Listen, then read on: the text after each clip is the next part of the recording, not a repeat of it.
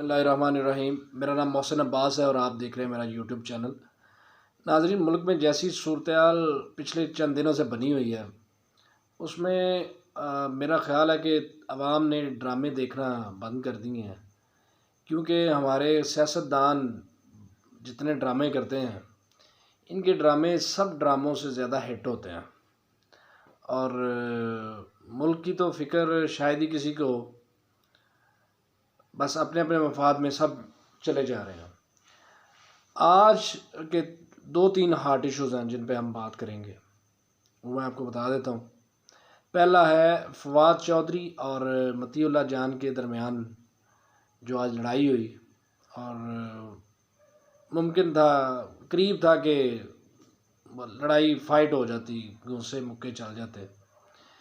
दूसरा, हमारे जो बहुत ही होनहार डिप्टी स्पीकर साहब हैं दोस्त मोहम्मद मज़ारी, उनके बारे में बात करेंगे और आपको बताएंगे कि उनका पास्ट क्या था और ये कोई नई बात नहीं है। इमरान खान साहब ने जो गलती 2018 में की वो आज उनके सामने आ रही है।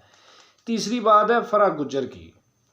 फ़राह गुज्जर कौन है, वो क्या करके गई, या उसको PMLN वाले मरीम नवाज़ साहिबा बड़ा उसको उछाल रही हैं। तो इन तीनों चीज़ों पर हम इंशाल्लाह बात करेंगे। सबसे पहले हम डिस्कस करते हैं फवाद चौधरी और मतीउल्लाह जान का जो मामला है उसको।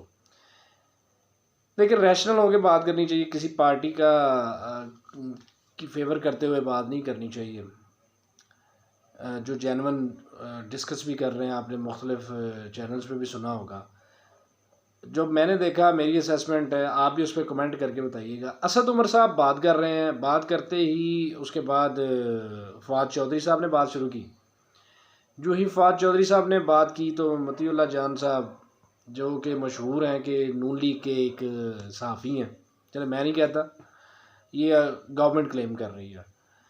अच्छा, उन्होंने अंदर ही क्वेश्चन करना शुरू कर दिया, फ़राह गुज्जर कहाँ भाग गई, फ़राह गुज्जर कहाँ भाग गई।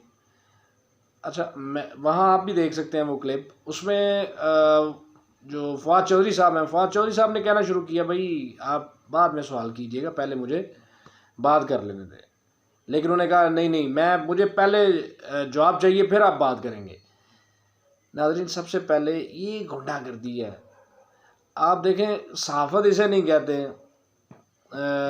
सहाफ़ी हमारे मुल्क में आप देख लें, चंद ही सहाफ़ी हैं जिनकी क्रेडिबिलिटी है, अदरवाइज़ तो ज़्यादातर ऐसे ही हैं। जिस तरह एक इस्तेलाह इस्तेमाल होती है लिफाफा सहाफ़ियों की, तो ये भी हमारे मियाँ साहब नवाज शरीफ साहब की पैदावार है, ये लिफाफा सहाफ़ी भी। चलें खैर।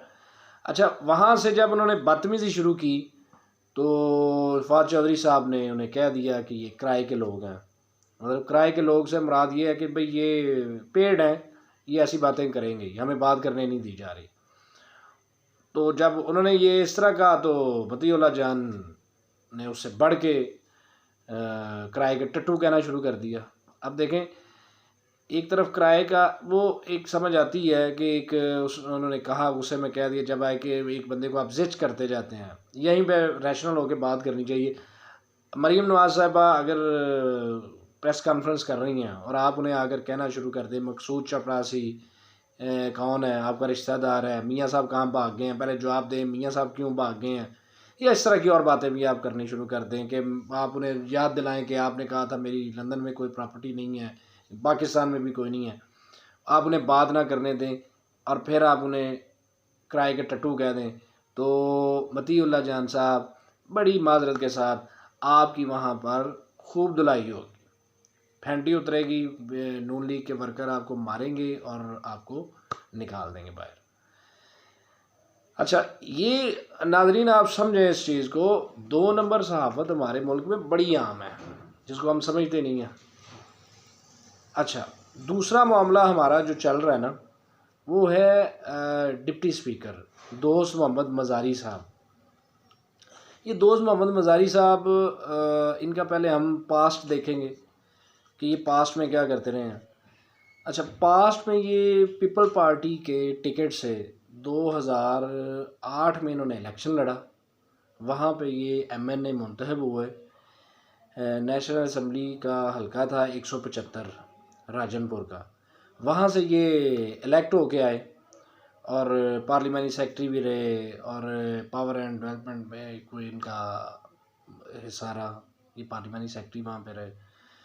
2013 में फिर उन्होंने इलेक्शन लड़ा, इनको पीपल पार्टी ने टिकट नहीं दी, आज़ाद लड़े और हार गए। अच्छा जी, 2018 में जो सबसे बड़ी गलती खान साहब से हुई, इस तरह के लोगों को जब लिया उन्होंने जो मुख्तलिफ पार्टी से आए हुए थे, तो इनको टिकट दिया गया पंजाब असम्बली का, प्रोविंशियल असम्बली का इन्होंने टिकट लिया। हल्का था 297, वहाँ से इन्होंने इलेक्शन लड़ा। चूँकि एक हवा चली हुई थी PTI की, तो ये वहाँ से इलेक्शन जीत गए। अब ये जब जीत गए तो 16 दिसंबर 2018 में ये डिप्टी स्पीकर मुंतखब हो गए। अब डिप्टी स्पीकर मुंतखब होने के बाद 4 साल तकरीबन इन्होंने मज़े लिए हैं, और अब इन साहब का भी देखने में आ रहा है कि ज़मीर जागने वाला है।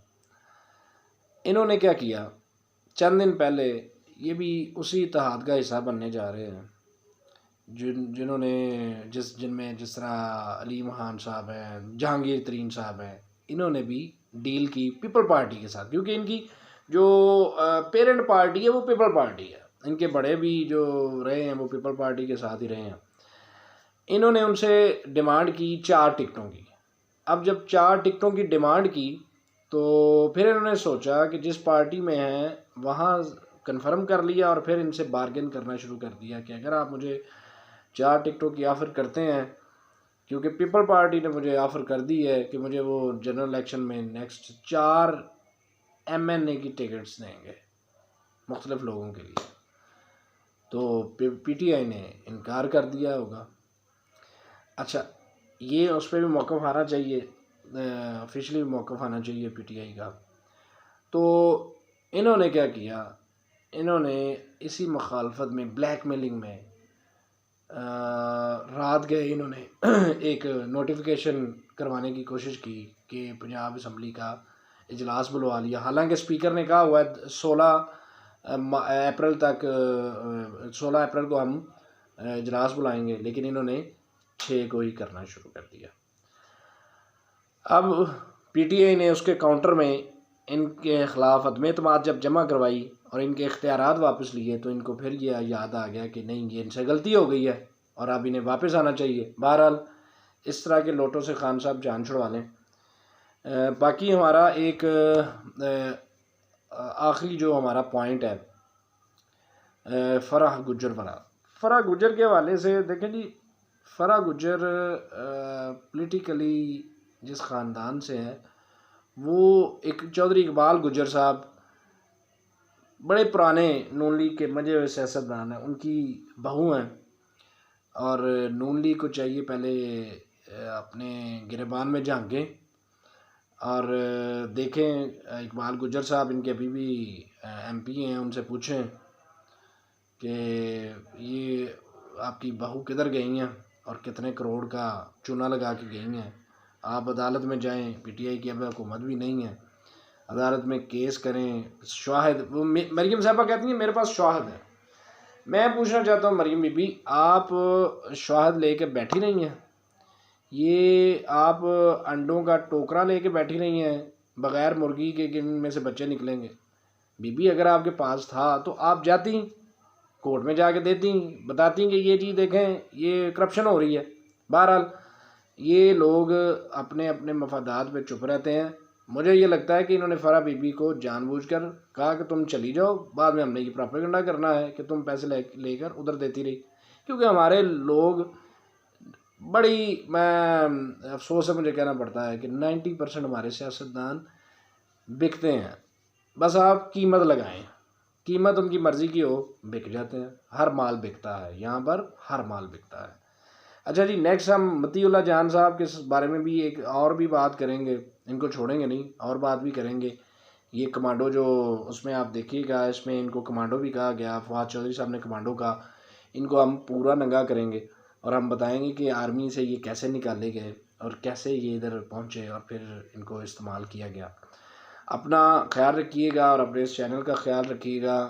हमारे इस चैनल को सब्सक्राइब कीजिएगा इंशाल्लाह हम आपके लिए इंफॉर्मेटिव वीडियोस लेके आते रहेंगे। अल्लाह हाफ़िज़।